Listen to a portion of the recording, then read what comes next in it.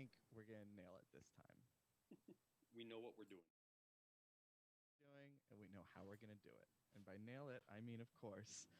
Hello and welcome to the Comedy Studio Podcast, The only only podcast. podcast.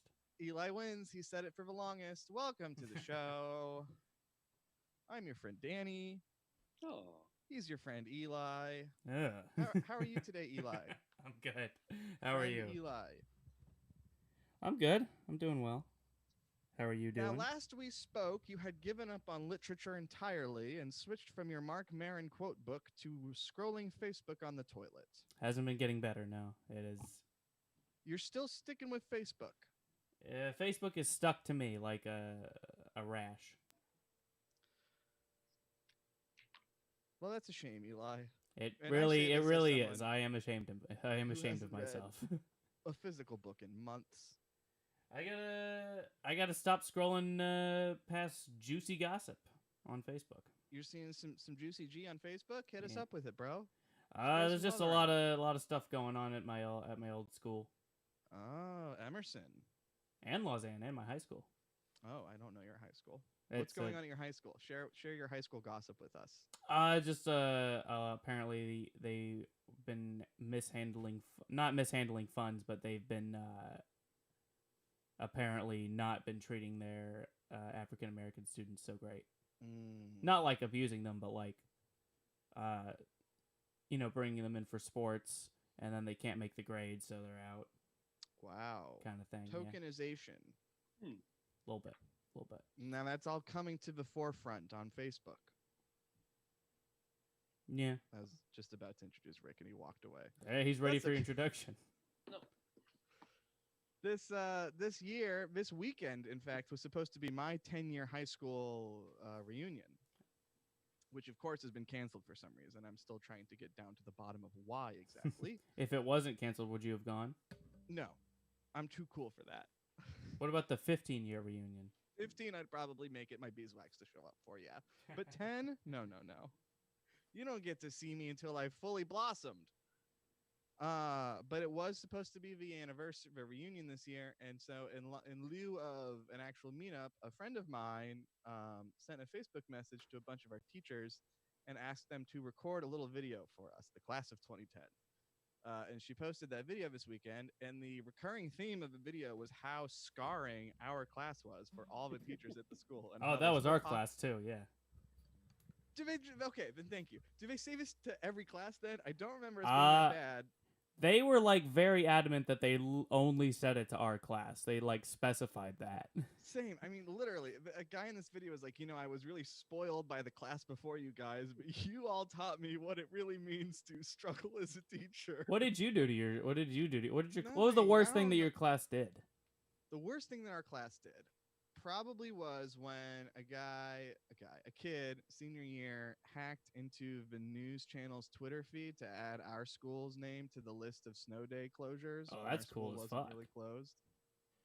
That's Probably not the That's a worst thing. skill. That's a hireable. That is a hireable skill. I agree, and this was in the nascent days of Twitter. Nascent. Our special guest today is Rick Jenkins. Hasn't been in high school in 100 years. Tell us about it, Rick. Wait, it's what, 40 years? Is it 40? You're 59 now. You would have probably 41. graduated at, Yeah. What is it, 41? I graduated high school 79. Did your teachers like your class, or were you the bad class? You know what? A consistent thing is every class I've been in has been the best class every teacher has ever had. God. For our podcast listeners, I was making the jack off motion. Well, all of our guests are your teachers from high school, so we're going to corroborate your story. Yeah. And in fact, now that I think about it, there was a kid the year before us. He was the mascot, and he got drunk before a football game, and the cops caught him, and he led the cops on a chase on the highway in his car in costume. Oh, he got as into the Clancy car. the Irishman, which was our mascot. What kind of car was he driving? Was it a Ford Bronco, white? It might have been a white Ford Bronco now that I think about it. And it's like, I'm sorry. That was way worse than anything our class did. None of us ever led the cops on a high-speed chase in uniform as our school's mascot. We were called the bad class, but like a class above us was the one that got a kid got caught like smoking crack in his car in the parking lot. Smoking crack. Smoking crack. Was it medical? It's an Eric Andre joke. Hey. Rick, what was the worst thing your class ever did? Do you remember? Was there some controversy in like what was this, the 30s? Yep, this was we had Was someone running moonshine? yeah, no, it was In the school, stashing it in their locker. Was somebody in an interracial relationship? Yeah, it was a Catholic school, and you know, everything that was going wrong was unknown at the time. What do you mean? But meaning, if there was any sort of molestations or anything like that, I see. nobody knew about it. Security cameras weren't invented yet. Yeah, it was like the 50s. As far as I know, that we never had any, because I went to a Catholic school, I went to Catholic church. As far as I know, there was no molestation stuff going on, but how would I have known? Right. Who would have told me? Like, unless it was happening to me, which it didn't, to my memory. I probably wouldn't have known. That's the kind of thing that the Catholic Church keeps very hush-hush if they can. Were you involved in the church? Were you an altar boy? I was an altar boy, yep. I was an altar friends boy. with priests or anything? I wasn't friends with priests. Did you stick around too long and they were like too old? Time to go. No, I fell out of the altar boy trade pretty quickly. What was fucked up was you could, if you were an altar boy, you had to do like some very minuscule. Were you ever an altar boy, Rick? No. So there was like some very minuscule training you had to do, like when to ring the bell, how to light the candles, yada yada yada. But once you got trained, you could then volunteer to be an altar boy at funerals. That was the big leagues. That was the big. That was the Yeah, big time. The big bucks are. Yeah. They would pay you to be an altar. The grieving family. Oh, it's so gross that I think about it now. But the grieving family would give you like $20 to be an altar boy at the funeral. They tip you.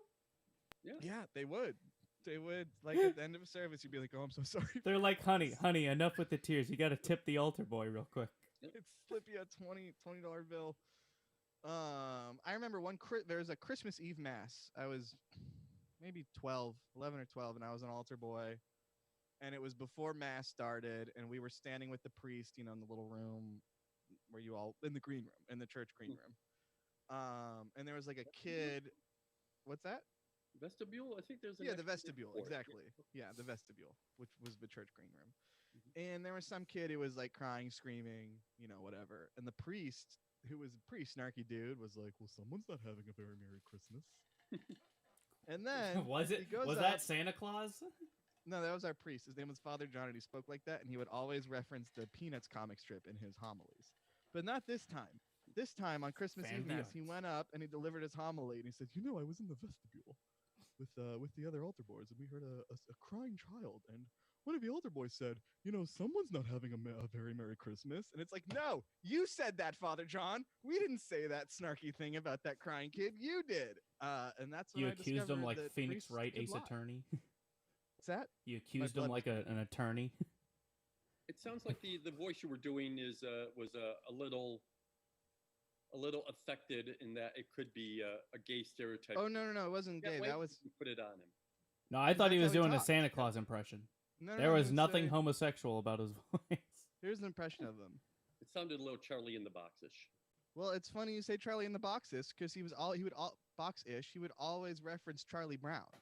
Yeah. He'd say, "One day in the Peanuts comic strip, Charlie Brown was pondering the question of morality with his friend Linus." When you said vestibule, it made it sound like he was reading the dictionary, not Peanuts comics. I mean, maybe he was gay. I only knew him when I was between the ages of like 12 and 14 or whatever. So maybe he was gay, and I just had no idea. But I was truly not trying to add an effeminate voice to him. But now that I hear it back in my headphones, you're wrong. I was right. That's how he sounded. The closest I could have gotten was we were in Buffalo, New York, which notoriously does not have great weather.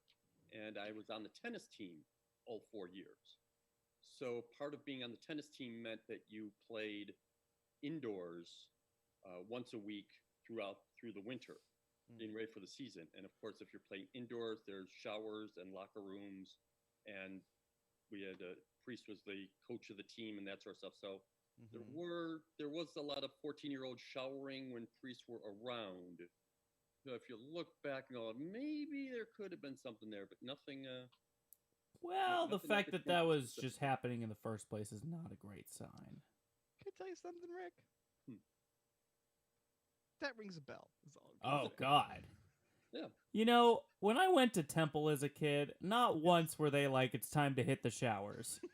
But were you Every working single out time I before? went to Sunday school or I went to temple, Were you- the rabbi was like, "Thanks for coming. Now you can go home." But before that, were you playing a steamy, sweaty game Yeah, of tennis, or were you yeah, just reading the Talmud? No, if I wanted to what play a about- sweaty game of tennis, I would go to the Jewish Community Center where there were no rabbis, at least not on duty. Well, then, what kind of Jewish community center is it then? If there's no rabbis, Eli, Pretty I'm good. sorry. It had a deli in it that was, in fact, like one of the best delis in Memphis. Did it really? It still does, yeah. Like a full deli? The Memphis Jewish Community Center is fantastic. Oh, that's pretty. They've cool. got like 6 racquetball courts, tennis courts, basketball courts, And a pool, full deli. full gym, deli. Yeah, full deli. That's And Right. this was in Memphis? That's In so Memphis, cool.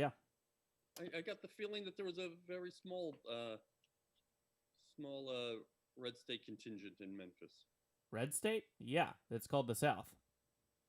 Yeah, but I mean, I got the feel. The you know, Jews are allowed to have we community tend to be centers in the liberal. South. They let us have a community center. That was very nice of them. We got it in a deal. So it's a pretty big Jewish community. No, but the Jewish community Jesus. lives nicely. We live well. There's 4 Jews. We have a huge building. I mean, if you check who most of the lawyers and property owners in Memphis are, it's us. Were you any good at tennis, Rick?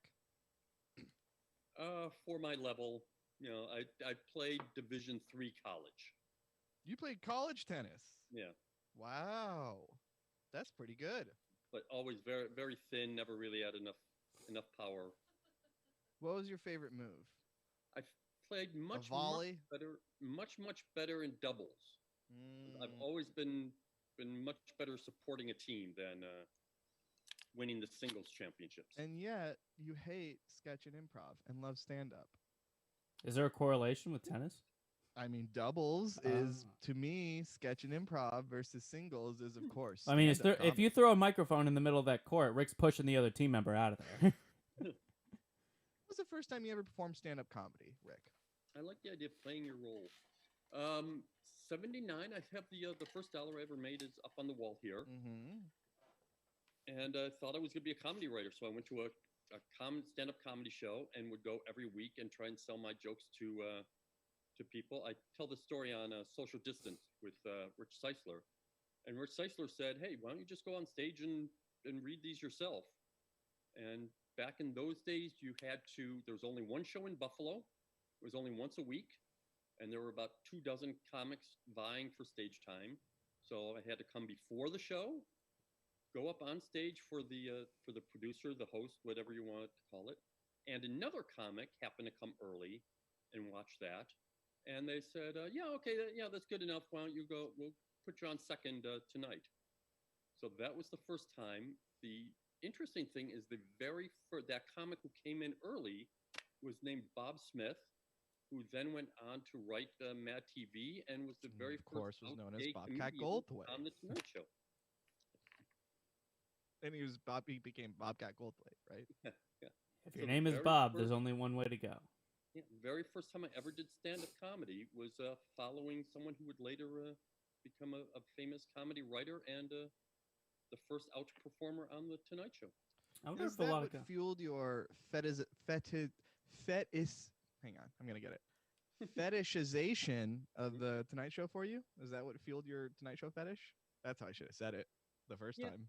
No, I think Tonight it was Show always fetish. just, for me growing up, it was always the only thing you could really do was stand up. It was the top of the mountain, and you did that, and maybe you made your living opening for Rita Moreno in Vegas. But if you were a stand-up comic, that was really the only. Was touring not a success thing yet? There was. Was professionally touring not a viable career path yet? No, there were no comedy clubs. Mm. It's really mid '80s before you start seeing. So when Yeah, was the yeah, first yeah, time a circuit. comic got to like play a theater by themselves and they as a deal? I think that was Eugene Merman. What was the first time a comedian headlined a theater? Actually, it might have been. You Just kidding. you really have to talk like in theory, all the way back. Shecky Green, Liz Myers goes with Cliff Nestroff, Samuel Clemens, Mark Twain. Mark Twain used to, yeah. So he toured doing that, and then Oscar Wilde and Charles Dickens. You'd have writers touring. That doesn't count. Shows. No. I'm not in English 101 right now. Those are not stand-up comedians. Well, You will not then trick me. And then the argument is the first stand-up comic would be Frank Fay, whose picture I have here, who is very funny. He was the first guy to MC the vaudeville shows without a costume, without a cute character. He would dress well, sarcastic, comments, just being himself. But we don't really hear about him much because he was also an incredible anti-Semite and a horrible human being, and that all the other performers just absolutely hated him. And the line was, Groucho Marx's line was, I saw Frank Fay walking through Lover's Lane holding his own hand. That's a masturbation joke. I've never heard of an anti-Semite described as an incredible anti-Semite. Oh, yeah. An amazing anti-Semite. It was like a fantastic like anti-Semite. Like Dan Bolger's line about Ty Cobb. Do you know how racist you have to be for a guy in 1919 to describe you as a huge racist? I just imagine Jewish historians see that guy and they're like, "Whoa, incredible!" Yeah. I mean, I've never seen such form like that. He performed at the Nazi rallies, leading up to the war, and What an anonymous start for the art of stand-up comedy. We got a comment from you, This supports my Rick. argument that we should burn it all down. The entire art of stand-up. Well, I think that's been done for you. That's true. We got stand-up comedy sick. I got stand-up comedy very sick. I, of course, did unleash the pandemic. I was doing some experiments in my chemistry lab, and it got out. So sorry about that, everyone. But I hope you've enjoyed your nice time at home. You were trying to invent a new type of comedy that combined podcasting with stand-up performance, and you created the virus instead.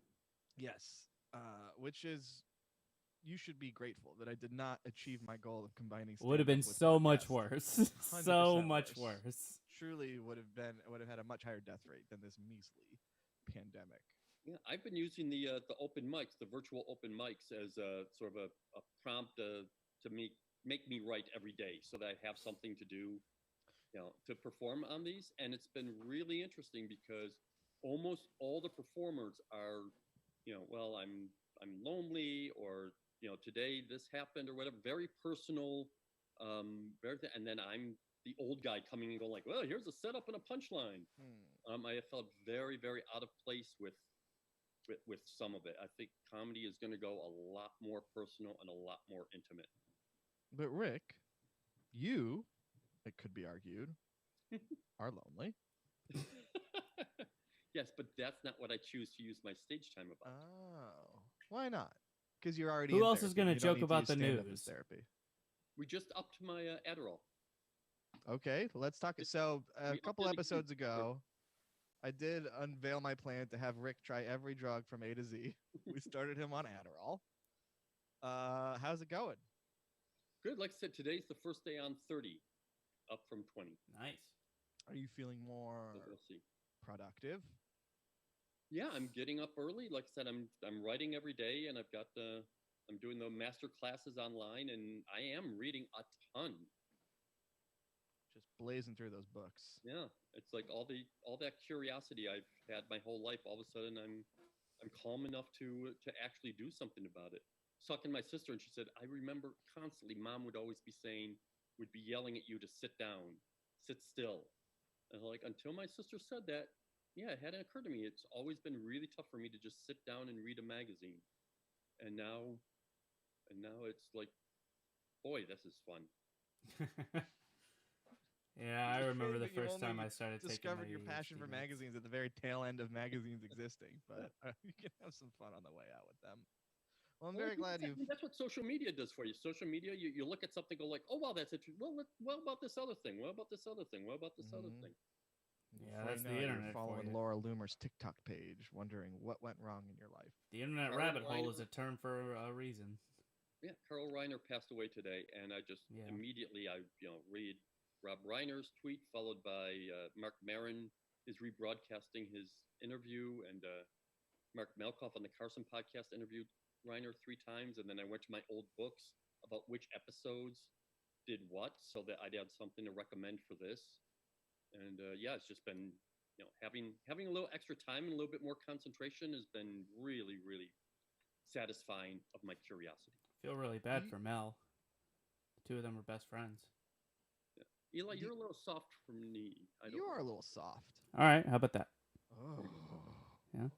Well, I was saying I feel bad for Mel Brooks because the two of them are best friends. They spend every day together. Yeah. So it's got to be really rough for him. How old is Mel Brooks? Like 104?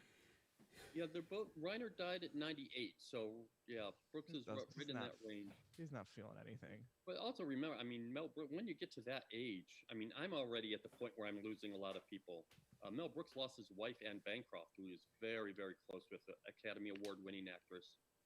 You get to that age, and it doesn't make it easier, but you know it's coming. Yeah, I can't imagine it's easy. Yeah. Death. Yeah, for any audience members that are confused what we're talking about, we are talking about the imminence of death. Mm-hmm. Carl Reiner, R.I.P. How'd he die? Being old? They're just saying, yeah, being old. He was 98. Not coronavirus? No, he was. We don't think so. Although there was a very funny. Did you see the very funny video with Mel Brooks and his son? No.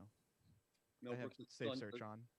Mel Brooks does a PS. Mel Brooks' son does a PSA about like, yeah, we're young and we'll be able to get through this, but my father, and he's got Mel Brooks behind glass.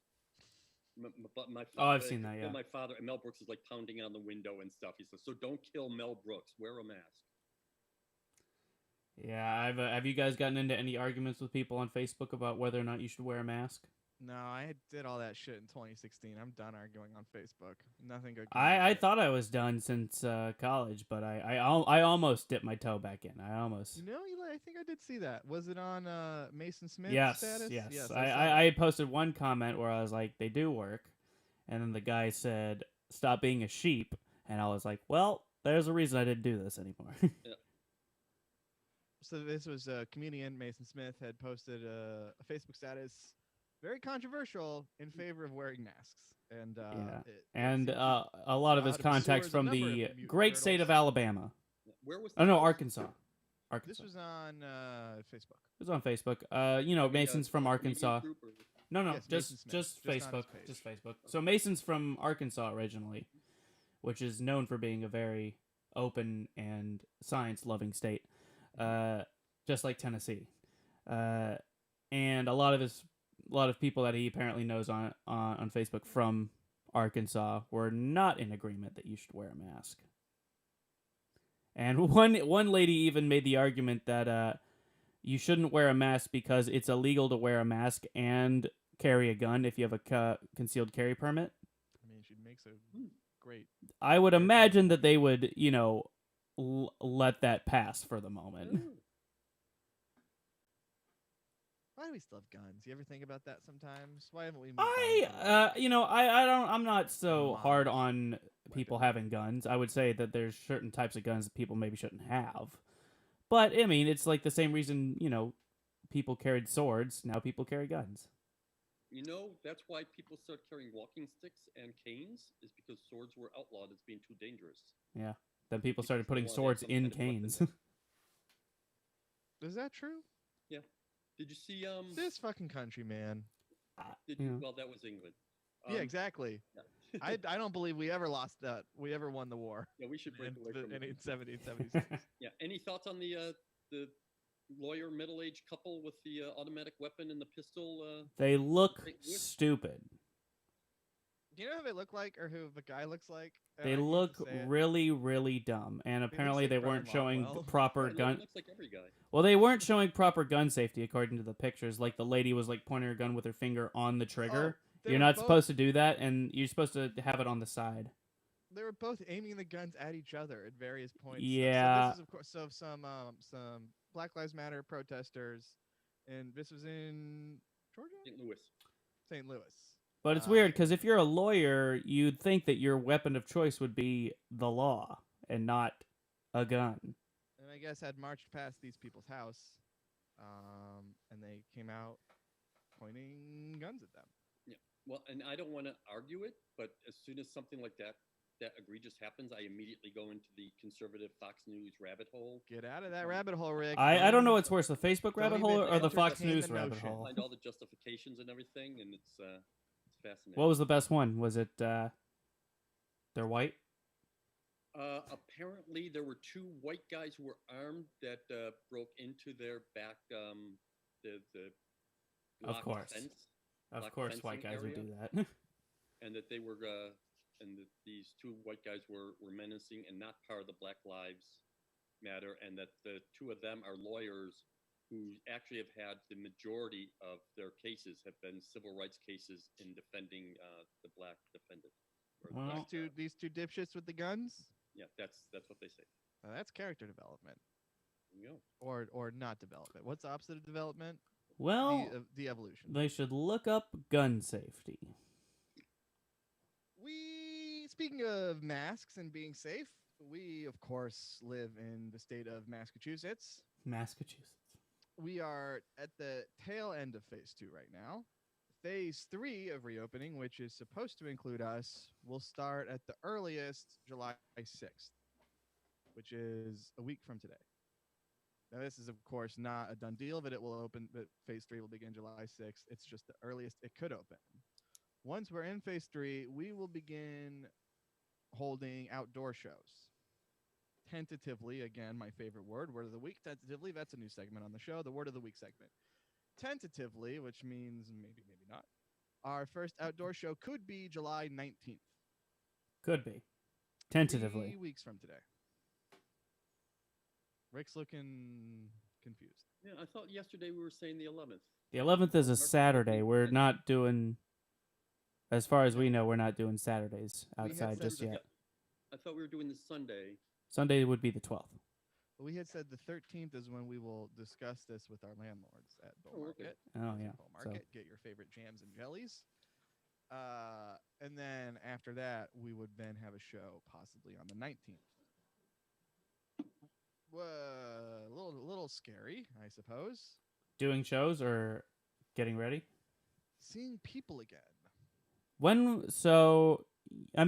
Oh, by the way, how's your ankle doing? Have you gone outside? Have you been walking around on it, or? I can walk a little bit. It's better. The big issue is going downstairs. Yeah.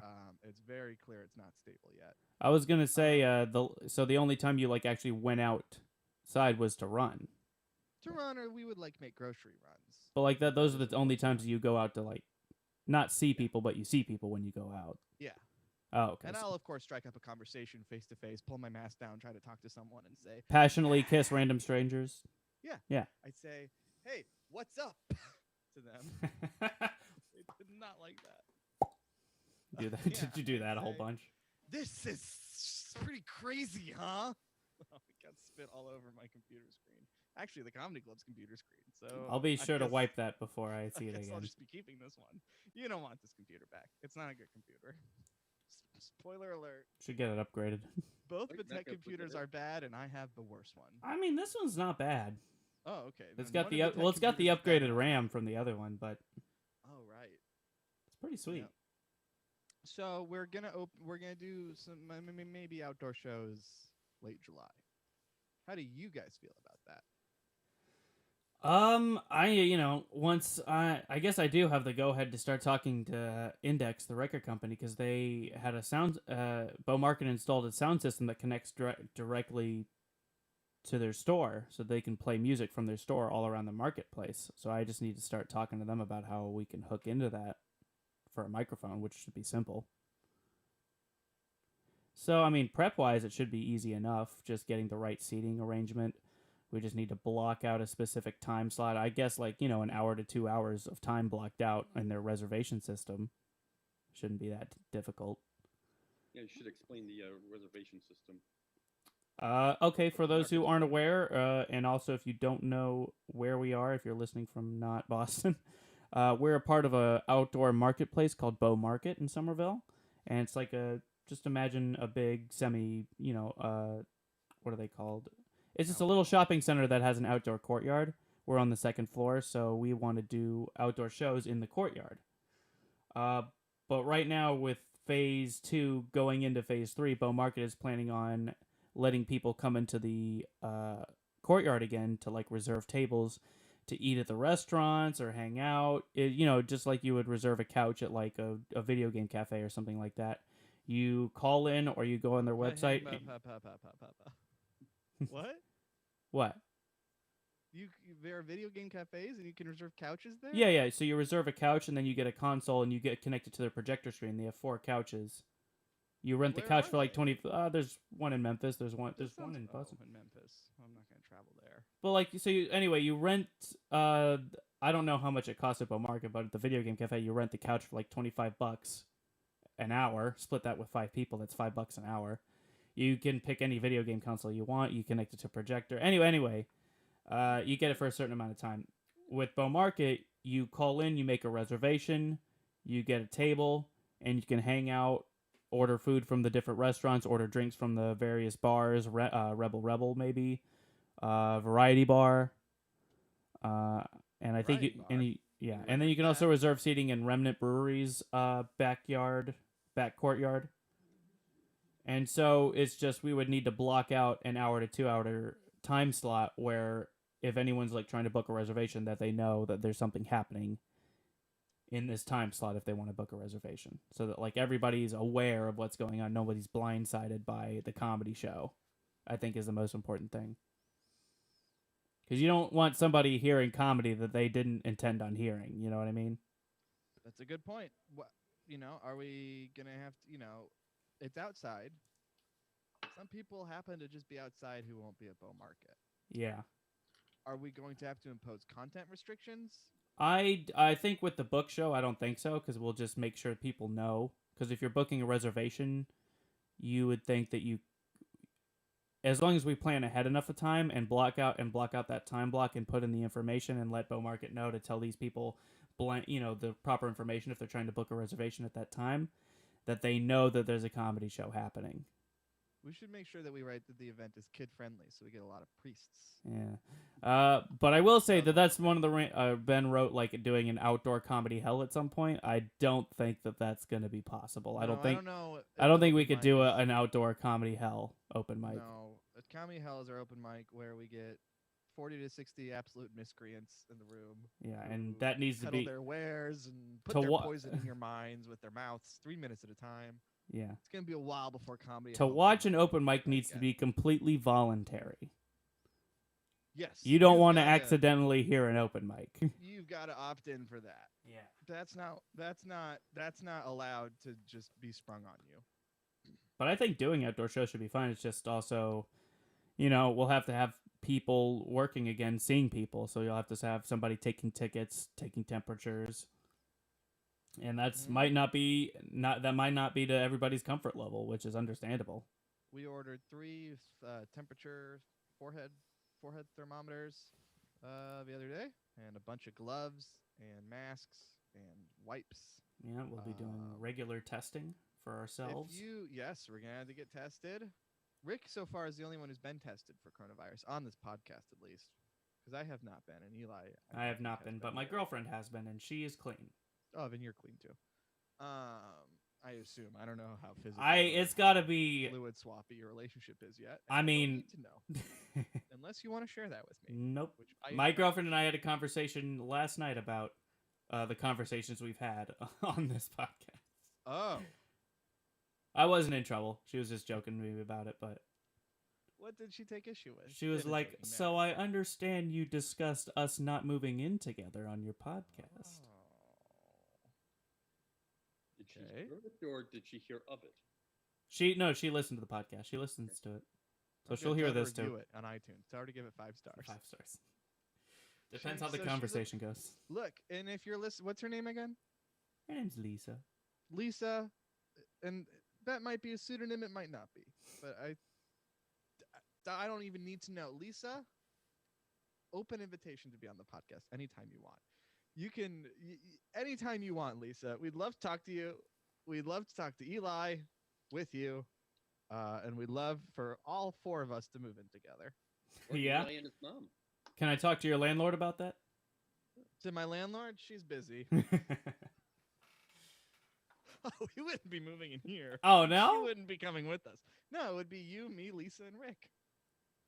Oh. All in a big house together. We'd make a sitcom. We'd call it Full House. Fullest it'd be house. The fullest house. That's true. Has Lisa, met Unaffiliated. has Lisa met your mom, and would they be willing to do it on the podcast? Rick, I can only get so They've met old. she's met them over Zoom, not in person. Ah, how'd that go? She likes my parents like her. I've also met her mom on Zoom too. Yeah. Did you meet her dad yet? As I recall, her I have not met her dad yet, but her dad knows I exist. Okay. Her dad knows I exist. And I Exactly. seem to be on good terms so far. Okay. How do you know? She said he doesn't hate me. But how would he know? He's never met you. Exactly. Has he listened to the podcast? No. Well, I would love to get our Russia listenership up. Oh, Eli's leaning back like maybe this was not great to get into right now. Look, Lisa, if you're listening, you got a great guy on your hands. Cherish him. Hold him close. Keep it up, Danny. Give him all your coronavirus antibodies so that he can also be safe. Because we're matching shirts today. And I'm going to keep it up, Lisa. We've been talking to you. Would love to have you on the show. Would love to. What's she do? She's a doctor, right? No, she's a student. She's a student. Would love to talk to you about textbooks or whatever you're into. And yeah, open invitation. Now back to the shows. Does Lisa do comedy? No. She's a student. She's training for she's studying for the MCAT, so she can be a medical student. Medical cat. Yeah. That's pretty cool. My cat's not a medical cat. She's a lazy cat. Oh, I just remembered something really bad that my class did in middle school. Okay. Which is why we were probably called the bad class.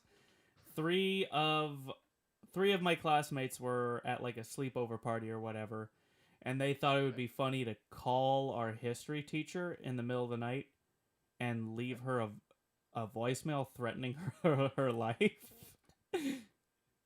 Oh wait, no, I think they were just like, one kid kind of escalated, so 2 of them were just like calling her stupid and stuff like that, just making fart jokes or whatever, and then one kid was like, "I'm gonna fucking kill you." Okay. And Yeah, the dumb thing That is is a crime, yes. yes, the dumb I'd thing take her though, straight to juvie. the really dumb thing is not that they called her, it's that they decided to leave that as a voicemail. Yeah, no, it's very dumb, and it's For 2 peak weeks we middle had a school. security they put it like a policeman on our campus for 2 weeks. Serious. All the students knew it was total bullshit because it was just dumb But shit. you know what? I gotta say, I don't blame this Yeah. teacher.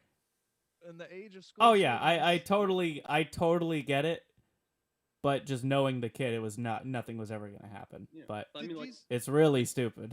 like when someone mentions suicide, you have to take it seriously. yeah. It's totally Unless they're a warranted. comedian. But Did these little twerps get expelled, suspended, detention? 2 of them did. 2 of them got expelled? Yep. Wow. The ones who didn't make the death threats because they were too afraid to expel. No, the one who made the death threat and another one. The person who physically dialed the number. I guess probably? so. I don't remember, but I know 2 people got expelled. 1 person did not get expelled. That's pretty bad. Yeah, it's pretty bad. We had a kid call our teacher a Nazi in a private Facebook chat, and someone screenshotted it and sent to the principal, and he Wow. got impeached as class president. That's cool. This was the class below me, but after I graduated, not. So the class below me, we had a literature teacher in 10th grade. Okay, so what happened is I've disagreed with this teacher many times because she, to be honest, got a lot of things wrong in literature. Like what? How did you get something Have wrong you ever in read literature? the? I'm trying to. What's the name of the book? The The Adventures main of Huckleberry character Finn? is Bigger Thomas. Do you know the book I'm talking about? Native Son. Mhm. You read I that don't book? know it. Rick, have you read that book? I haven't read it, but yeah, Richard Wright. Yeah. Do you know the It's plot Richard at all? Rider. Do you know the plot at all of the book? No, I don't think so. Okay, so it's about this African American man who he. This is in, I think, this is during like the Red Scare, the time period of the book. Okay. So Bigger Thomas comes from a poor family. He gets a job working for a rich white family to like be their chauffeur, I guess, to drive them around. And their daughter of the white family turns out to be part of the Red Communist Party. And Bigger also starts developing like a thing for her. Okay. He accidentally kills her one night because she's drunk. So he drives her back home. She's really drunk. He's trying to get her into bed. He's a huge man, and so he kind of has that Lenny strength from Of Mice and Men. So he accidentally kills her. And his solution to this issue is to stuff her in the furnace in the basement. Okay. To which they Baker obviously... Thomas, I have to say, not a smart move. But I understand so when you're in the moment, you just don't think you act. Not that I've ever been in that moment. And don't drink any and so they obviously find the bones in the furnace, and they start investigating him. They figure out it's him pretty quick.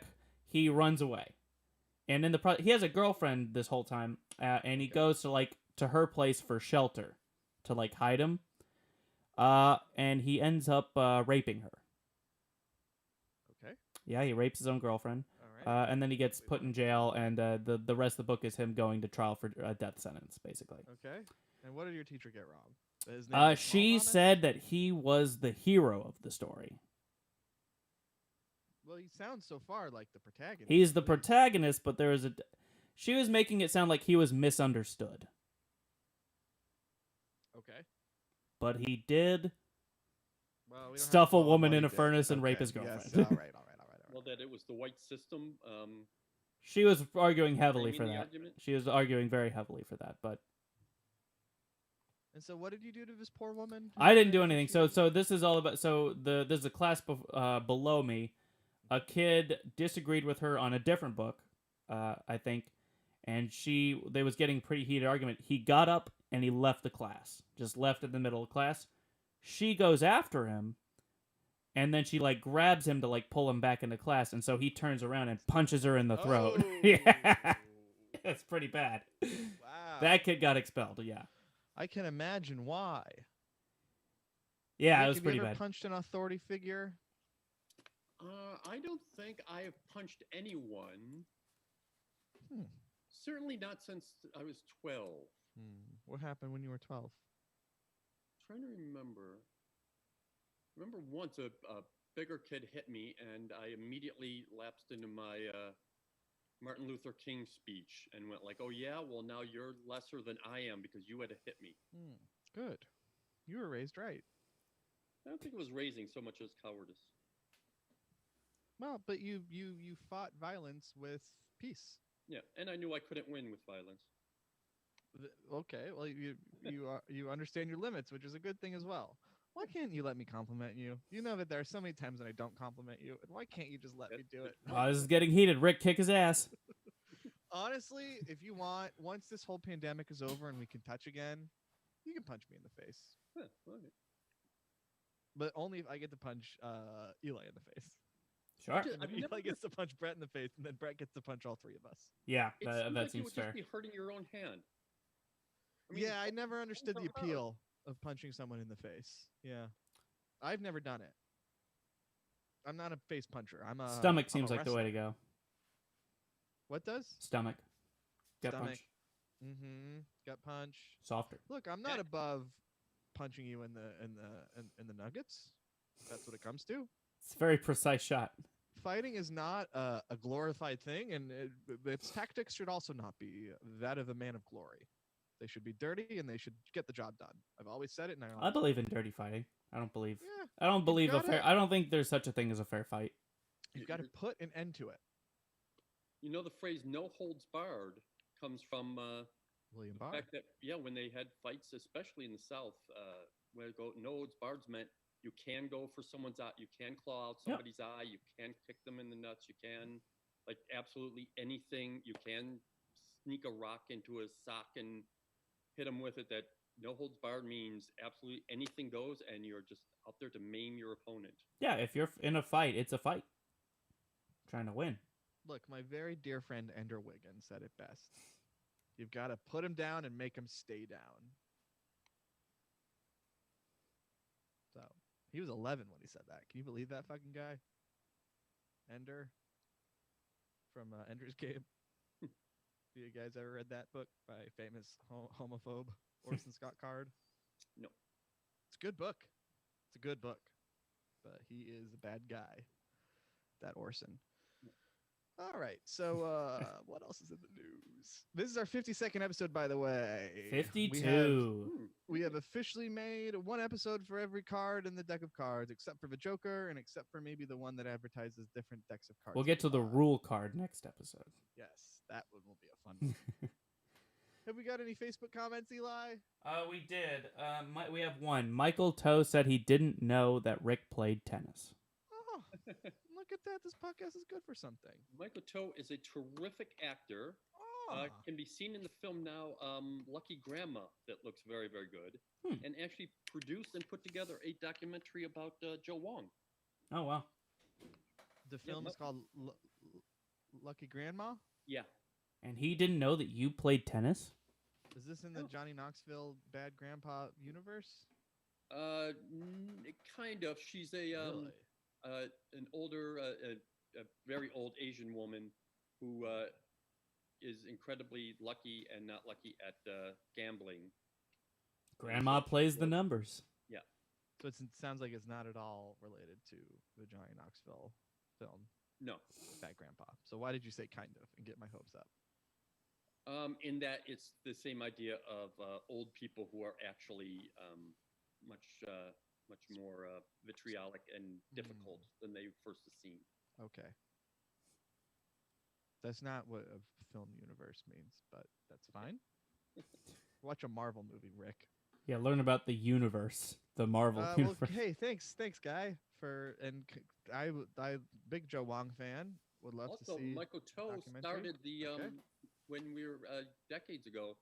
He started the comedy night for Asian Cultural Development Corporation, a terrific charity, and he would help me host the shows and put together, Joe Wong, Ali Wong, just great Asian comics from around the country to bring into the studio for this benefit.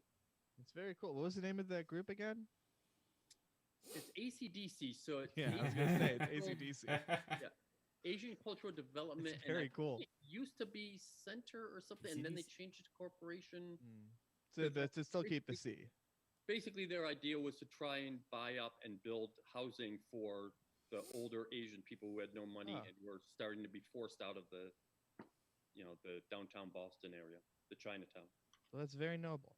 Yes. Thank you for listening, Very good guy. Mr. Toe. All right. Speaking of shows, because we probably were at some point in this episode, right? We did our third online streaming show this past weekend. Mm-hmm. Sure did. And it went pretty well. Yeah. Your thoughts, you two? I think we've done 3 so far. All 3 of them have gone according to plan. At least I agree. As an outside observer, which I am not, they were very good shows. Yeah, and this one I thought was great. The audience seemed engaged. The questions with Eugene Merman went well. Yes, the first time we did the question, so we had Eugene Merman on, closed the show with a Q&A, which is, he used to do something like that when he would do in-person shows at the studio.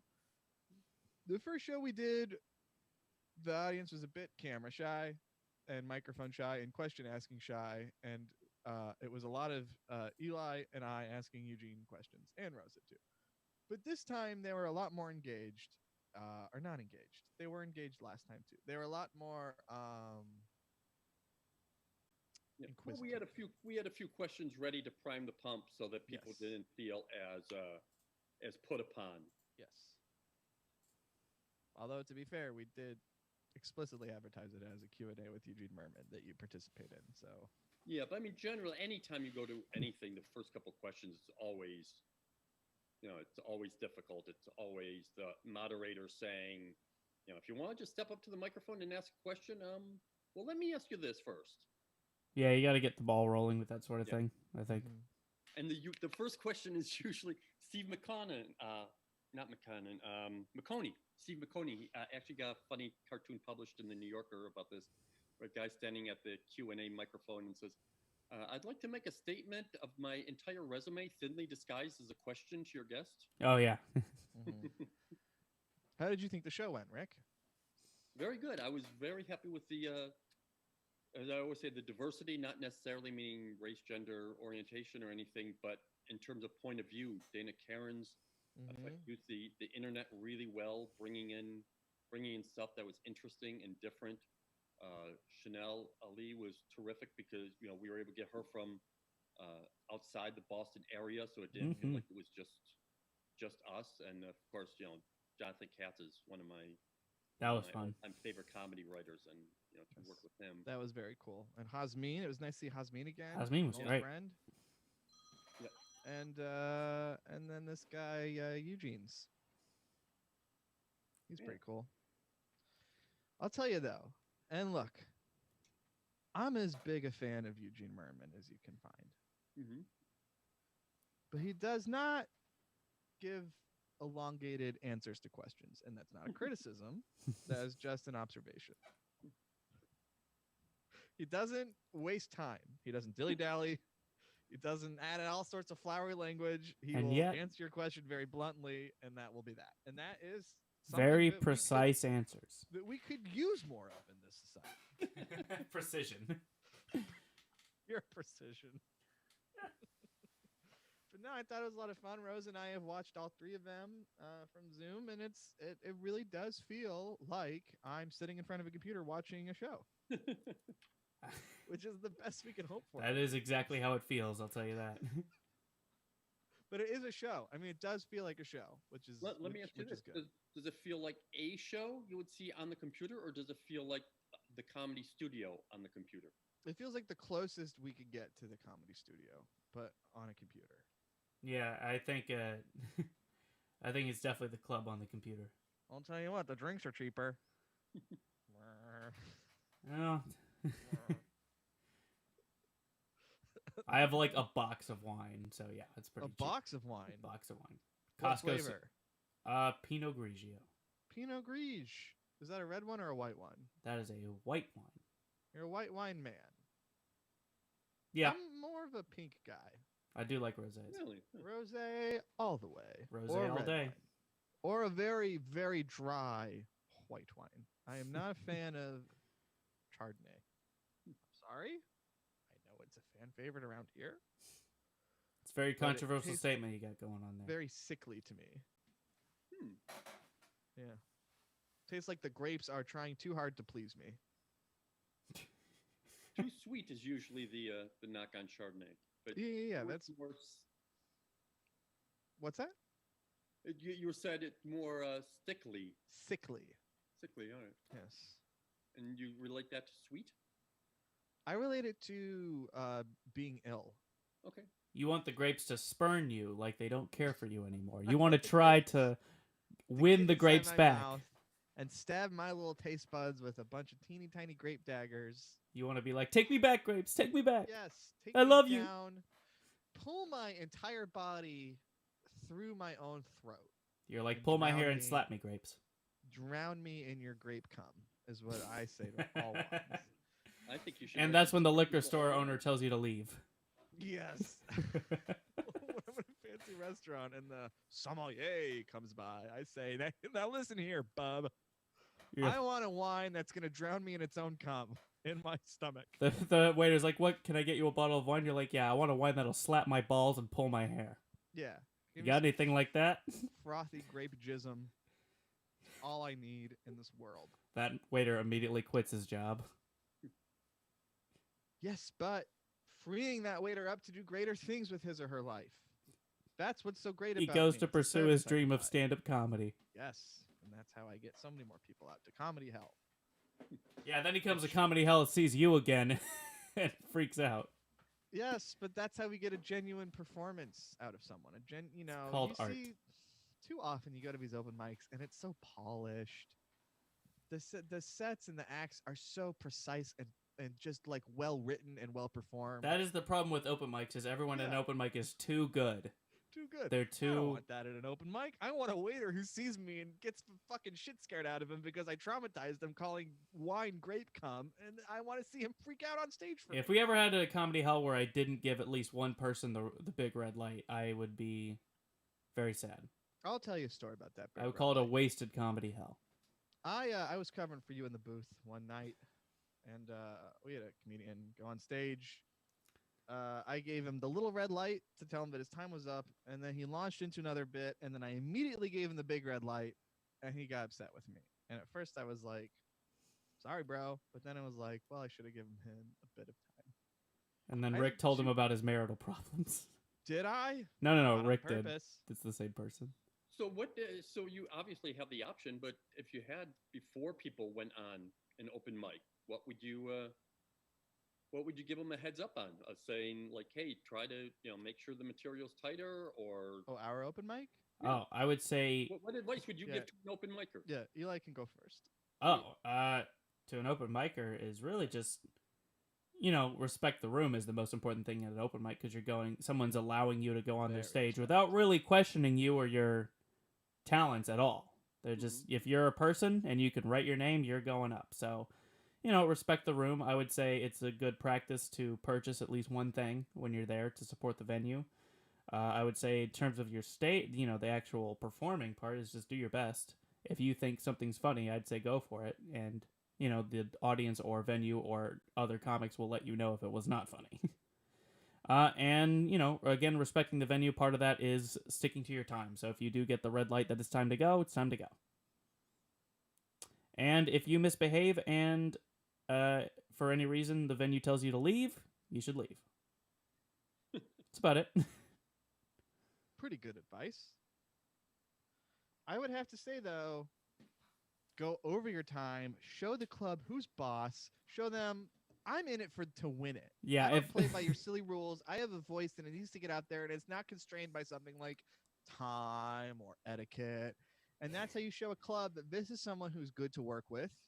They're easy to work with, and they're going to make this a good experience for everyone. Yeah, I would say if I'm talking strictly as another comedian, I would say Below the do light. your worst. Just don't even blow the light. Have sex with the stool. Have sex with the microphone. That is very key. The stool sex. If you don't have an open wound by the time you're done with your set, you've done it wrong. No, and if the front row, look, we do provide ponchos for the front row for our open mics because it should be noted that we do have first aid kits at the comedy club too. Fluid, and that's natural human behavior. But if the front row isn't soaking wet in their ponchos by the time you're done, you don't have what it takes. If you've got opinions on race, gender, politics, I want you to get it. Talk as wet. We are your podcast. We want to hear your opinions on serious. No, the stage. This podcast here? No. If an open micer on stage, that means the stage is their podcast. So they should, any of their opinions, they should let it all out. It's their time to shine. I'm sure they've got a handle on these things. Rick, what advice would you give to an open micer? Well, I think it's interesting because most of your advice was basically, respect the room was from the point of view of the club. Yeah. I look at more, from the creative side. Don't be afraid if something doesn't work. It's open mic is mostly about how the joke feels in your mouth and how comfortable you are doing it on the stage. And yeah, you have to be respectful of the room so that you can get back. But the most important thing, I think, in an open mic is to have an idea of what sort of work you want to get done, because we don't get so much stage time that, you can just try it 100 times and see how it works. You have to have a pretty good idea of what you're trying to get accomplished that time. Do you ever know what you want to accomplish on stage? Oh, always. I always have at least. The easiest is like I've got a new joke or two, or I've got something new I want to try. But I've always I'm working on posture, or I watch tape and I notice that my head is down, or there's always one or two things that you do to try and get better. Yeah, when I'm doing an open mic, I have a specific order that I want to try, or maybe I want to rearrange my jokes in a different order and try that out. I want to try new jokes. I want to try a different tag on a specific joke. Or I just want to try like one specific joke and go under time. Just depends. Lame. Yeah. You know what I'm trying to accomplish when I'm on stage? World peace. I want to solve all the world's problems All of in my them. 3-minute set, which I make That's 4 why minutes. I go over time because you can't fix all the problems in 3 minutes. And have I done it yet? No, but at least I'm trying to accomplish something besides my posture. Yeah, if you want to solve the world's problems, you go to our Thursday night mic where you get 4 minutes. There, you got enough time to save the world. That's where the world saving happens. Late If you're night. trying to make a point on stage, how important is it to get laughs? Not at all important. It is actually bad. You if should get never laughs. try to get laughs when you're doing comedy on stage. When you're trying to make a point, you dilute it with laughter. That is, everyone knows that. It's like adding water to a drink. Unless it's water. If you're adding water to water, then you're not. How diluting it, about you're this for making a it question? stronger. Rick, what is the best point someone has ever made at an open mic that you've seen? Has somebody successfully made a deep and profound point at an open mic that you've seen? This is a very good question. Yeah, I can't think of any off the top of my head, but usually at least once a show, there's at least something where I go like, wow, that's a Specifically open mic, not Yeah. show. Yeah, I'm thinking like, wow, that's an interesting premise. That's an interesting idea. There was one last night on the virtual open mic. A kid I had never seen before had just spent some time in a mental hospital. Was And it he had a couple premises about, the being quarantined in the hospital as opposed to being quarantined outside the hospital. do I know this person? And I don't know. Like I said, it was the first time I had ever seen him, so it's not the people you're thinking of. Was he German? No. Was it Tom Segura? Did he have But yeah, so some interesting. Wait, what was his point though? It was something because I just mentioned to him afterwards that I thought that was something to really develop and try and work some specifics into it. I bet he's taking that all the way to the bank. Yeah, I'm not sure exactly how Good. it was phrased or put, but something about the idea of the constraints in a mental hospital as opposed to the constraints in society. We're all in a cage, despite all our rage. There you go. Rick, what's the best point you've ever seen made at a tennis match? Love. Yeah, explain good that one. to me. I was hoping you'd say that so that we could go into this. Why yeah, why do they use the word love when they're Well, talking why do about they go points of from- tennis? I don't like that. Why do they go Explain from 15 to 30 and then 30 to 45? No, they go to 40. They don't go to 45. They go to 40 for some reason. 40 then game. The Yeah. thinking is that if you're at 0, you're doing it for the love of the game because you're not getting any points. Is that true? That's true. But then why weren't they just like, okay, after love is 1, then 2, then 3, then game? They tried that with World Team Tennis, and they've tried it in some tournament along with tiebreakers. Tiebreakers caught on, Deuce. are still being used, but the scoring is Advantage? So essentially, any open micer is really, it's like 30 love for them. Instead of They're only announcing in it for time, the you should love. have They're announced not- tennis scores. When they're they're not when they hit the scoring 2-minute mark, you go 15 love. We should, when we can open again, we should start like scoring every open micer. to Match really point. encourage the cream of the crop to come out. I'm tired of seeing these middle brow dipshits. I want only the best of the best, and I want to be able to grade them in Deuce. real time. Advantage.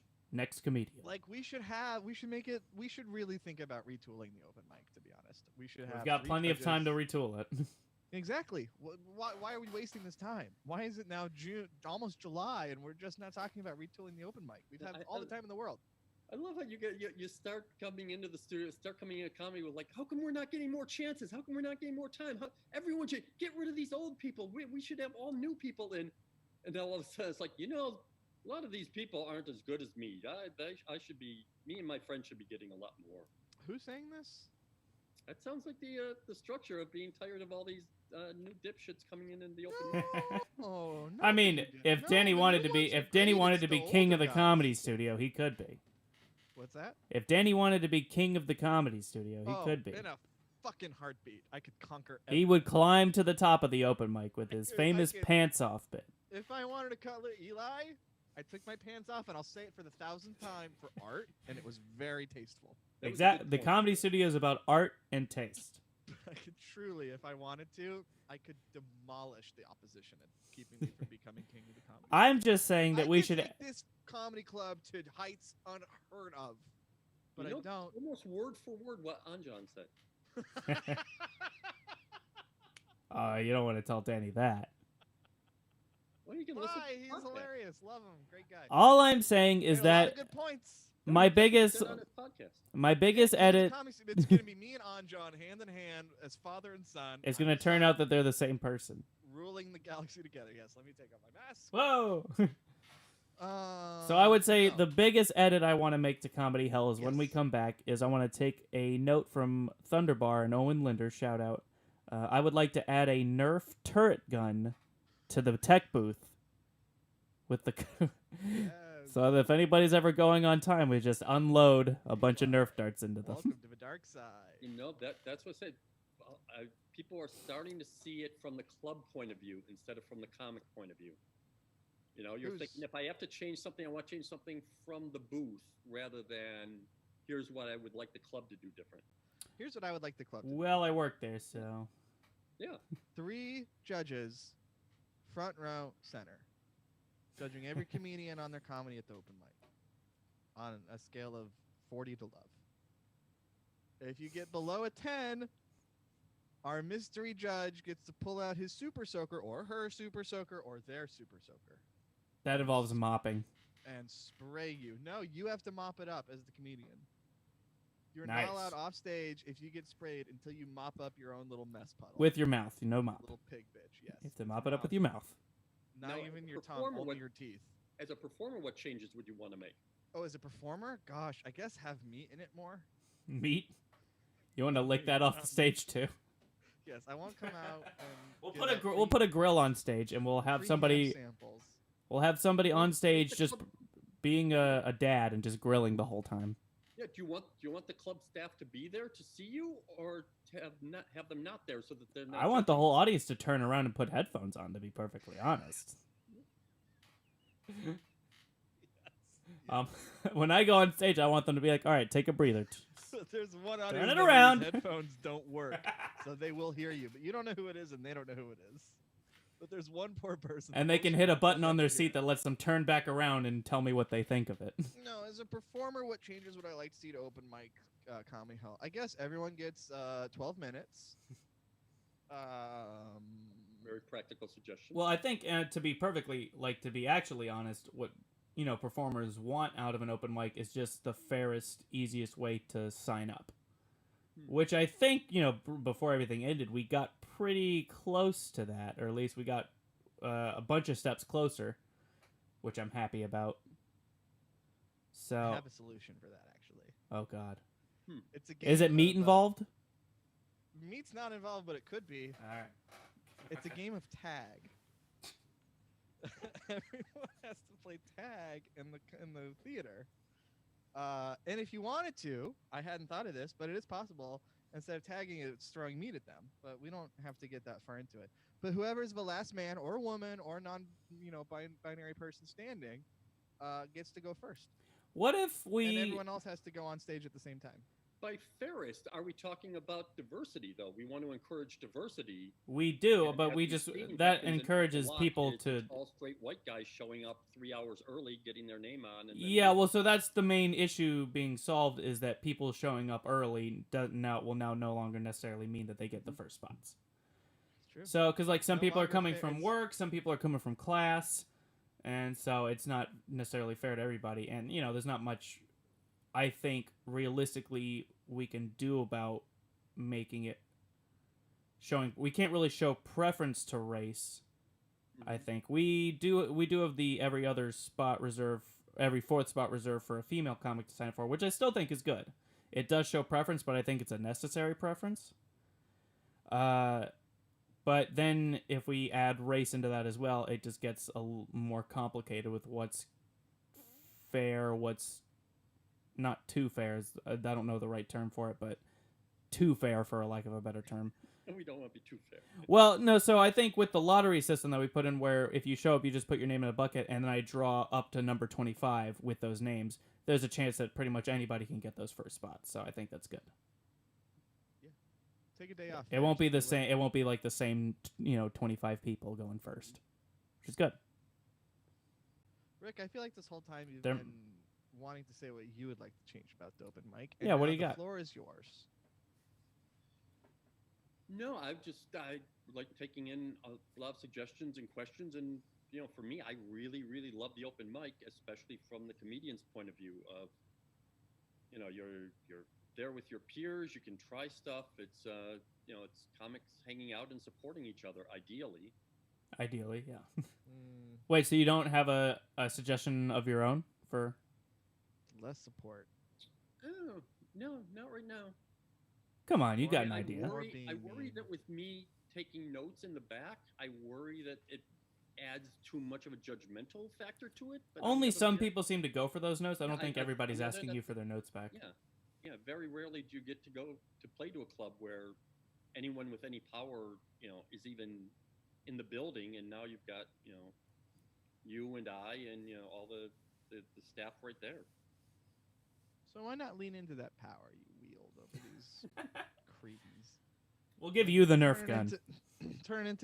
Give you the Nerf gun, or turn it into like the Rick Jenkins Thunderdome, where you must make Rick laugh, or he gets to shoot you in the dick or the other part of your body if you want, with a Nerf gun.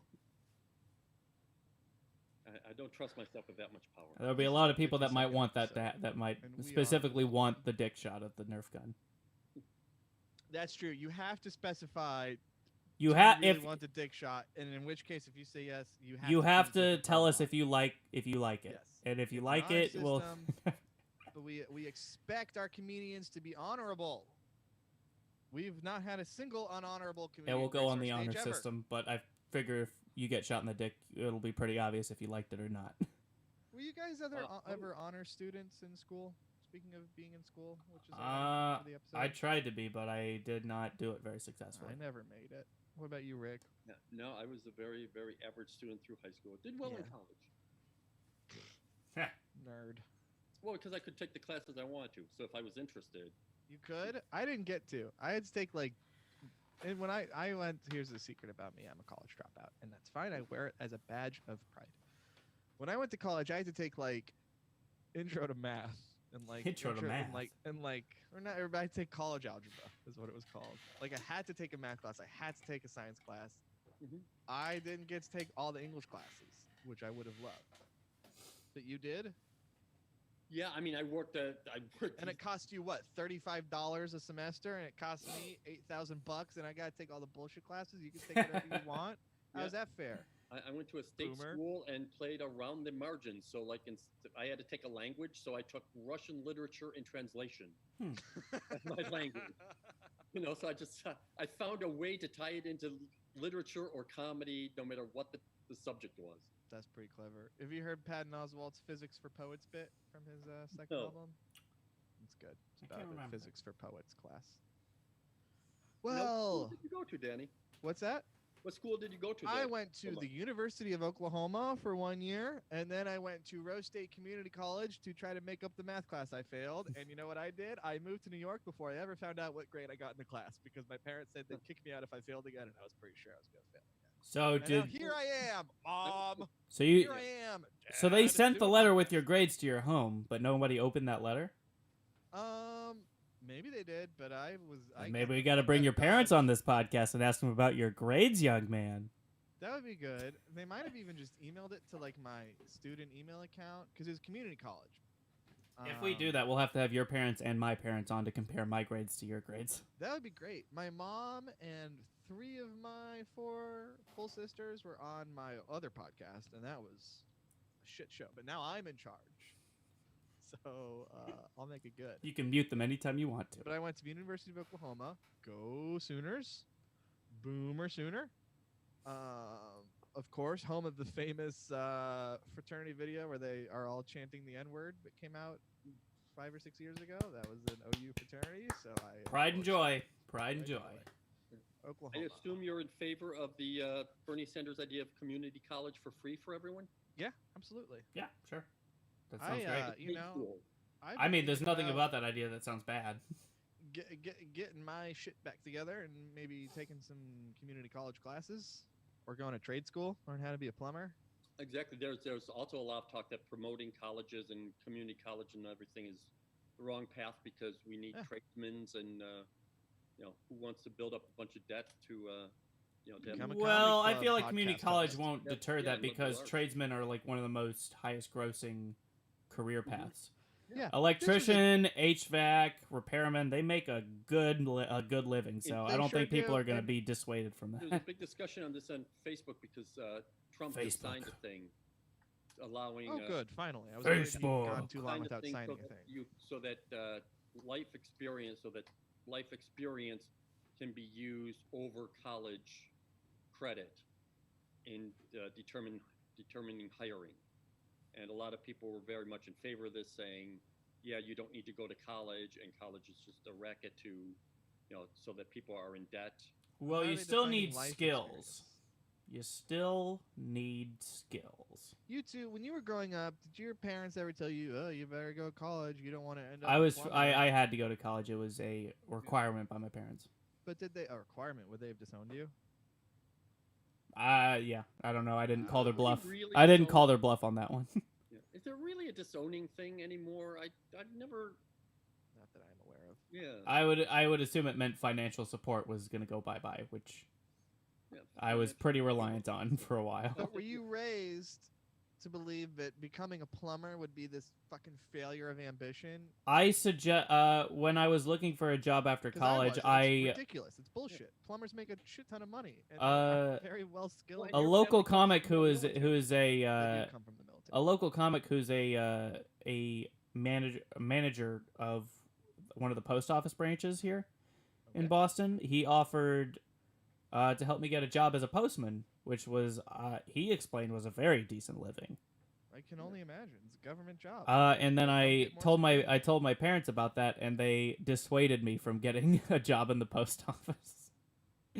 They were like, Well, "You shouldn't get that." I was like, "But I need a job. That would have been a fine job. I need to pay rent." And it might have precluded you from being on this podcast. So We might have instead- started the official post office podcast with Postmaster Eli Levy. Health benefits, $60K a year. Start thinking, do you want 401k. a job? Do you want a career? I wanted money. I don't know what I want. I want I want someone to invent. I literally, if you wanted to ask what my make my motivation, life better. if for 50% of the jobs I've ever had, if you wanted to ask what my motivation was for getting that job, money. Yeah. If someone legitimately asked me, why do you want the job at this liquor store? Money. What's the worst job you ever worked? It depends. The valet job was demeaning, but if you wanted to Right. say grossest, it was the breakfast place I worked at since I was from 14 to 18 ages. Yeah, I mean demeaning. Gross. You can deal with gross. I was a dishwasher for many years. You Yeah, get that's used what to I it. did. I was a dishwasher, so like cleaning out the trap of that dishwashing unit was just pretty come gross. Home, just soaked in shit. All Yeah, over yeah, you. trash can. I claimed at a times. dumpster a bunch of times to move bags around so I could fit the bag I had to throw out in there, and that was bad. Mhm. But the Yeah. food was What I found delicious. really fascinating about coronavirus and everything that's happening now, you would think, stocking shelves at a supermarket or being a barista for years has been sort of like, oh, but what, your life's gone to hell? What are you going to do, stock shelves in supermarket? Now they're considered, with Corona, they're essential employees and I people are putting up don't signs because Because understand. we lived in a Hey, fucking we- stupid society, in a capitalist society that helped I- bankers and Like, we and- really need and these people. I really don't others. understand the stigma of like shaming people for their job. I You know what I mean? Like a job's a job. I've gotten I get a job in a heartbeat if it pays my rent. You know what I mean? When you were a dishwasher, were you you said you worked from 14 to 18. Were you the youngest person at the restaurant? Yes. Me too. Yeah. Bottom of the totem pole. I was folding Fucking- I would fold silverware into napkins when I was 14, and then I Oh, moved see, up to I wasn't even dishwasher allowed to I busboy. wasn't allowed to do that. I was Yeah. only allowed to touch the silverware when it was dirty. Yeah. And once it was clean, someone took it away from my purview. Yeah. What about you, Rick? Grossest, worst job? Not grossest, worst. Yeah, I did the dishwasher in a Polish restaurant that had a rat problem. Did they make you kiss the rats to try to? No, the rats Leave. were in the basement, so you knew. Sort of like, and once in a while, one would come up and just sort of sit at the top stair and look around at all the patrons and Ratatouille. Take it in. But yeah, you didn't want to run out of coleslaw because that meant you had to go down in the basement to get more. I mean, after seeing that Disney Pixar movie, you'd think that maybe that rat's a 5-star You chef. ever seen Ratatouille, Rick? I did not. I understand there's some very good comedians. Patton Oswalt plays the rat. You'd love it. Very Bob fan. Flow's in it. You'd love it. It's a great movie. Yeah, and Bob Iger uses it as a case study in his thing where because if you think of it, like a French rat is not a Disney hero. It's a very inspirational movie. I would give it a watch. My worst job was barking for Stand Up New York in Times Square. Yeah. That was very bad. I don't think I Here's could the be a thing. barker. It's the easiest job in the world to get. I answered a Craigslist ad and I got the job same day.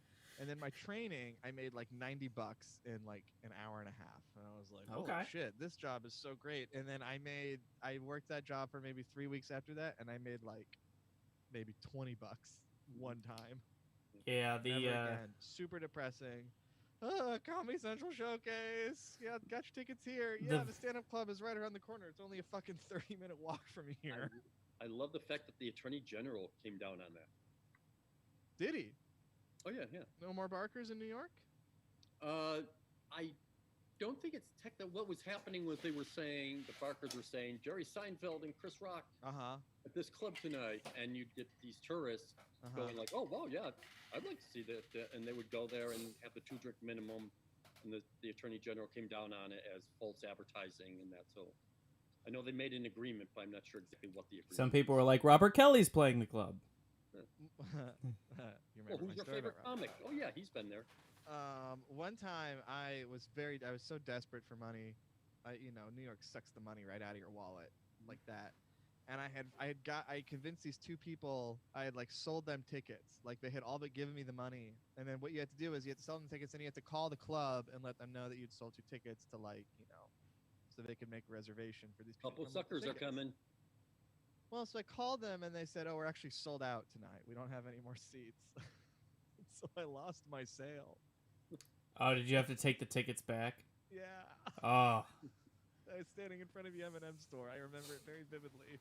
And they were like, "Look, we're sorry, man, but we're not gonna give you I think it might have been like $30 a ticket for Stand Up New York."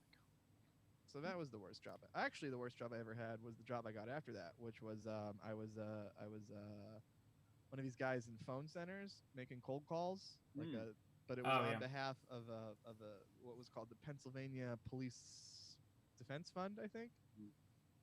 And they told me you can't legally tell them that you're a cop. Oh, make them think you're a cop. And so I'd be like, "Hello, man. This is Danny with the Pennsylvania Police Defense Fund. How are you this evening?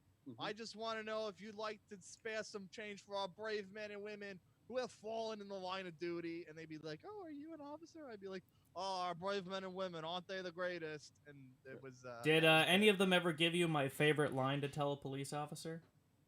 No, they were like oink oink piggy. No, we were like scamming old people who held the police in high regard, and we were taking advantage. Oh, no oink oink piggies. You also imply that they'll get a sticker in return for their donation that they can run the car and will get them out of tickets. If I was doing your job and somebody told me oink oink piggy, I would laugh super hard. And it'd be hard not to laugh if somebody said that. It would be hard not to laugh. So yeah, bad jobs. We've all done them. All right, hey, let's move on to the comedy recommendations, eh? All right. Rick, it sounds like your best friend Carl died, and you'd like to talk about him. I have tons and tons. I was going to go with the cool little, like I said, I've been just consuming everything. It's a cool little 17-minute film that I want to recommend, but I'll do that next week. Because, Carl Reiner passed away. Obviously, there's some, just tons of stuff. Marin, I was listening that he did Alan Zweibel this week. whose book I read and I had recommended before, and it really struck me what a good interviewer Marin is. He really walked the guy through, through the whole career and hit the, slid in the stories that were the go-to stories and everything. But the man who invented podcasting, he's the best of the best. Yeah, because he passed away. Marin is redoing Carl Reiner's thing with WTF, and it's really good that they go over the history of comedy and Sid Caesar and all that stuff. My suggestion, if you've got the time, it's just a 20-minute episode, but the season 1, episode 5 of the Dick Van Dyke Show is called Coast to Coast Big Mouth. It was written by Carl Reiner, and Carl Reiner plays Alan Brady, the big head of the TV show. And Mary Tyler Moore goes on a game show and accidentally mentions on live TV that he's bald. So that's the tension right there. And Reiner plays basically an impression of Sid Caesar that is just, to this day, one of the funniest things I've ever seen. In fact, TV Guide has it listed as the number 8th greatest episode of television ever. Wow, what's number 1? Probably the MASH finale. Yeah, probably something like that. Yeah, we thought it was a chicken, but it was her baby that she strangled on the bus. Right. What does WTF stand for? He never told us. What was that? We'll just have to piece it together. I have no idea. T. Yeah, I think it's Why the Face with Mark Maron. What about you, Eli? My comedy recommendation is it's JoJo's Bizarre Adventure. You ever heard of that? No. It's an anime. No. It is insanely hilarious. On purpose? Yes. It is called JoJo's Bizarre Adventure, not JoJo's. You like to recommend these things that are only funny if they're bad. This isn't bad. This is good. It's good. It's called Joey's Fun Adventure? JoJo. JoJo's Fun Adventure. Bizarre. JoJo's Fun Bizarre. Yeah, so you got it. You got it. Yeah, you got it. It's on Netflix right now. You should watch it. Okay, I would love to. Hey, speaking of Netflix, I, of course, would love to recommend Jerry Seinfeld, 23 Hours to Kill. Boy, what an excellent stand-up special. You watch that thing and you think, man, this is a person who loves other people, who does not take for granted the unbelievable amount of privilege, and it's something I could learn from that he has in his life. So Jerry Seinfeld, 23 Hours to Kill. You're going to love it. It's the master at work. He's definitely writing fresh jokes about Pop-Tarts that took him 2 fucking years to finish.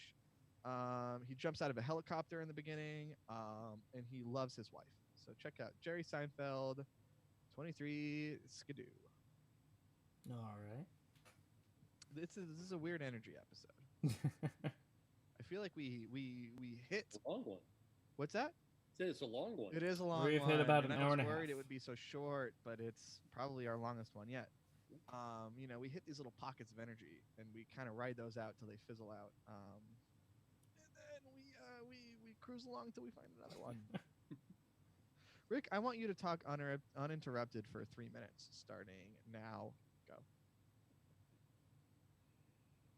Let's say I would recommend for my local recommendation. I think you gotta. That's talking. You're right. I set a timer. But I meant like about something besides your local recommendation. You're kind of cheating.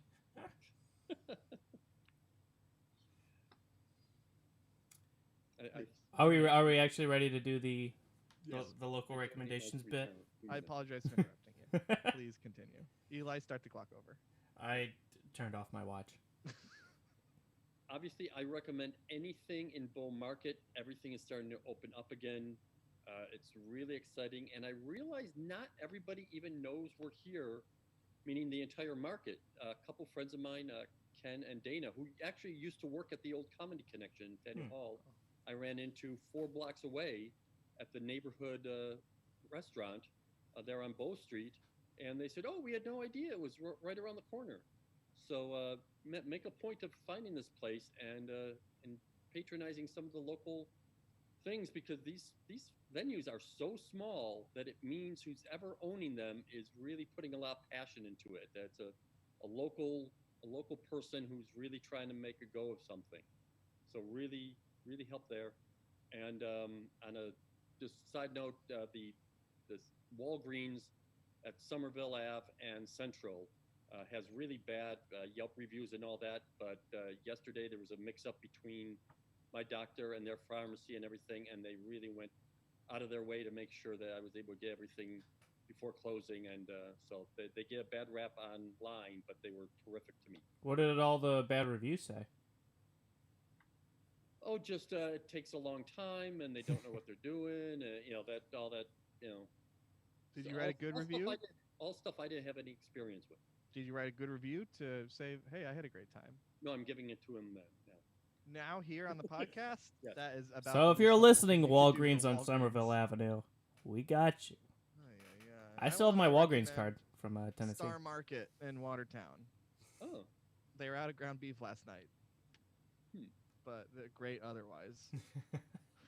You eat a lot of beef? You're a beef eater? Look at me, bro. What was the last time you guys ever actually reviewed a business on Yelp? I never have. Me either. I did two. One was a dry cleaner I was pissed at for a decade before that. Can we find that Yelp review?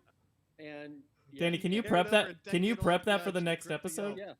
Yeah. And once and the barber shop I used to go to, because they were big World War II. They were World War II veterans and all that. And somebody posted saying that they were right-wing Republican people, and I said no, they're old school Democrats, and their politics don't really get into it. It just you saw all the American flags and shit and made an assumption. I want to This find is your where dry you get cleaner. your haircut review. next to Pete Holmes' dad, right? Yeah. Now, what would he have to say about politics? They're all very much they're all the same. And all the politicians, they're all same. They're all scummy. They're all crooks. So Yes. it wasn't really right left so much as cynicism. Look, we could use more of that in American politics, certainly. Well, we could have. More cynicism. All right, Eli, take us home. Oh, Put us to bed. so Tuck us in and my give us a kiss on the forehead. my business recommendation is my favorite restaurant in Allston, Massachusetts is finally reopened for outdoor seating and indoor seating, which is kind of weird, but I'll go Bell's for the out. No, Taco Bell does deliver to my area now, which is but the local business I'd like to support, the Avenue Bar and Grill on Commonwealth Avenue is finally open again, and they are fantastic. But what do they do? Well, they're a local bar, so they have a lot of taps. Like they probably have, I'd say, over like 20 taps on hand, which is pretty cool. They have a downstairs seating that has 2 dartboards, and they're usually untouched, so I can usually just get the whole downstairs area myself, which is pretty sweet. Who are you waving at, Rick? I think the HVAC people, right? Great. Yeah, it's the HVAC people. If I had to guess, they sent a Slack earlier today that they're going to be back to fix the Mitsubishis. But so the Avenue Bar and Grill is open again. I recommend reserving some of their outdoor seating. Their chicken tenders are delicious. And they have $2 burgers. I don't know if they're still going to do that on Monday nights, but they have $2 burger night on Mondays. And I'll let you guys wrap it up. I'm going to go talk to HVAC guys. Told you. All right. Called it. Thank you. I like to real quick plug. I bought Great Scott, so I'm going to be doing. You all bought it? that. You invested in Great Scott? I own it now. Nice. So be on the lookout for some cool stuff we'll be doing there. Do you think Rick's going to be very helpful with the HVAC guys? How could he not be? You think he's going to impart his trade skills? He can hold his own. All right, Eli. Is well, that hey, a thanks for- screwdriver you're thanks- using? Thanks for joining me All right. again on another one of these. If you listened all the way to the end of this episode, email me and you'll win a prize. Do you think we can actually find Rick's Yelp review of that dry cleaner? I'm sure it's lost to the ravages of time. I'm going to look. All right. Well, hey everyone, stay safe, stay cool, and just be yourself. All right. Be yourself. Have a good day, everybody. All right. Bye. Bye.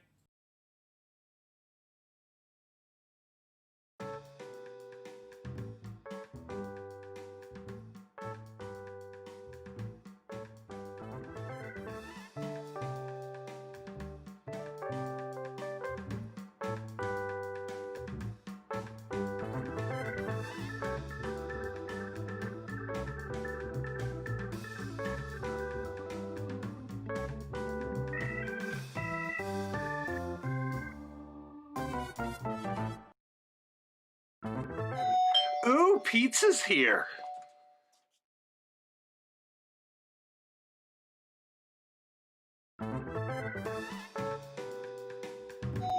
Ooh, pizza's here.